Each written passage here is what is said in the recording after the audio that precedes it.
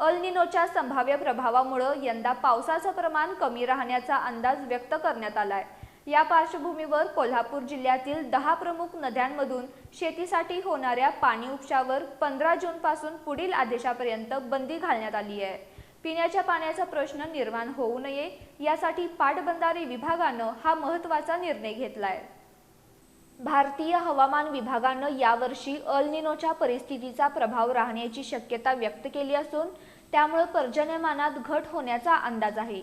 याच पार्श्वभूमीवर जिल्ह्यातील धरणांमधील उपलब्ध पाणीसाठा सुरक्षित ठेवण्यासाठी आणि पिण्याच्या पाण्याला प्राधान्य देण्यासाठी पाटबंधारे विभागानं महत्त्वाचा निर्णय घेतलाय।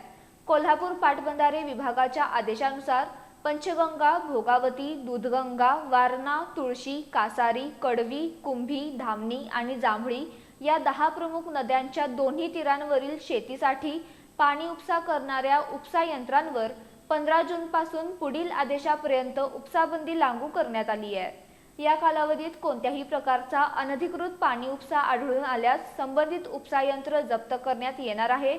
तसंच संबंधित परवानाधारकाचा उपसा परवाना 1 वर्षासाठी रद्द करण्यात येणार असल्याचा इशाराही पाटबंधारे विभागानं दिलाय।